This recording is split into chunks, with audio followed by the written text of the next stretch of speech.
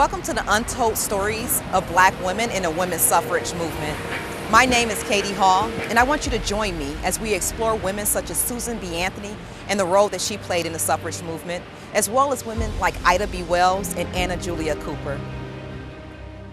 Ida B. Wells was an African-American investigative journalist, educator, and an early leader in the civil rights movement. She was one of the founders of the National Association for the Advancement of Colored People. She arguably became the most famous Black woman in America during a life that was centered on combating prejudice and violence. She also fought for equality for African Americans, especially women.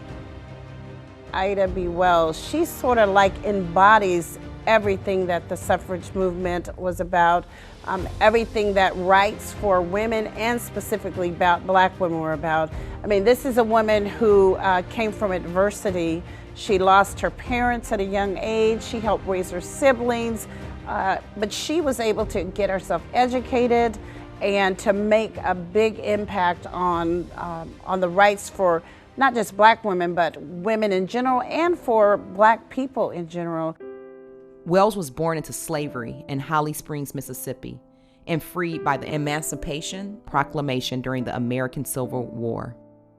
In 1870, African American men were granted the right to vote with the ratification of the 15th Amendment.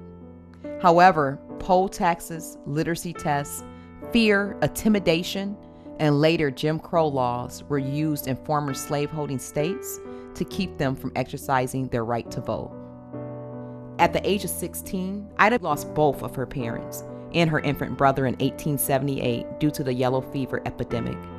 Wells moved with some of the siblings to Memphis, Tennessee, where she found better pay as a teacher. Soon she co-owned and wrote for the Memphis Free Speech and Headlight newspaper. In the 1890s, Wells documented lynching in the United States through her indictment called Southern Horror's Lynch Laws in all of its phases. Investigating frequent claims of whites that lynchings were reserved for Black criminals only, Wells exposed lynching as a barbaric practice of whites in the South used to intimidate and oppress African Americans who created economic and political competition.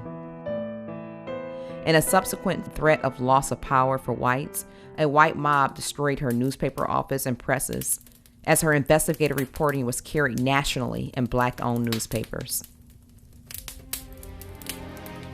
After being forced to leave Memphis because of the 1892 expose she wrote about a lynching, Ida B. Wells starts the Alpha Suffrage Club in Chicago, one of the first and most influential African-American suffrage groups in Illinois.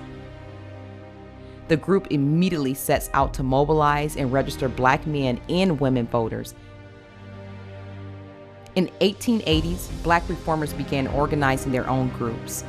In 1896, they founded the National Association of Colored Women, which became the largest federation of local Black women's clubs. Their motto was "Lifting as we climb." 22 women that did something a long time ago that were college students at the time are founders of Delta Sigma Theta Sorority Incorporated, of which I am a member, a proud member of Delta Sigma Theta Sorority Incorporated.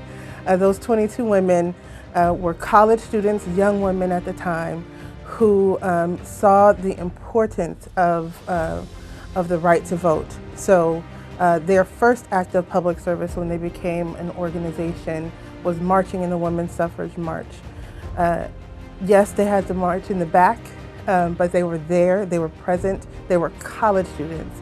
And that took extreme bravery and extreme forethought, and for them to be, in their teens and 20s and leading in that way and leading the way for hundreds of thousands of women that are a part of the sorority now puts them on the top of my list as my heroes. Stanton and fellow abolitionist Susan B. Anthony are introduced and quickly began collaborating on the women's suffrage movement. Their life work included fighting for both to end slavery and property ownership of women. Susan B. Anthony has become a controversial figure in recent years, as she is quoted saying that women deserve the vote more than Black men. Stanton, too, has been criticized for her views on extending voting rights to African Americans. She echoed Anthony's resentment that Black men were allowed to vote before women. The first women's rights convention is held in Seneca Falls, New York, organized by Elizabeth Cady Stanton and Lucretia Mott, who began drawing parallels between the condition of the enslaved population and their own condition as prisoners within a patriarchal society. Women from all over the United States and abroad traveled to Washington, D.C. to participate in the march. Paul, working with Mary Church Terrell, allowed African American women to participate, but they had to march in the back of the parade.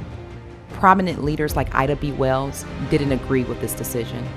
While she started in the back with the rest of the Black women, she ran to the front once the parade began to join the women in her state's delegation. Wells was outspoken regarding her beliefs as a Black female activist and faced regular public disapproval, including that of leaders with diverging viewpoints from both the civil rights movement and the women's suffrage movement. Establishing several notable women's organizations, Wells was a skilled and persuasive speaker and traveled nationally and internationally on lecture tours. Anna Julia Cooper was born a slave August 10, 1858 in North Carolina. She graduated from Oberlin College in 1884. In 1902, she was named the principal at M Street High School, and she was an educator there through 1930. At the age of 67, she received her PhD in 1925. So I think that we have come a long ways. If you look, you will see Black women in all professions doing all kinds of things. They're working as CEOs, they're partners, they're surgeons. So we are doing a lot of things. We've come a long way. However, we still face many of the same issues that we faced, maybe not so much in 1920, but we still face issues that hold us back. We still have not broken all the way through the glass ceiling. We still are striving to do that.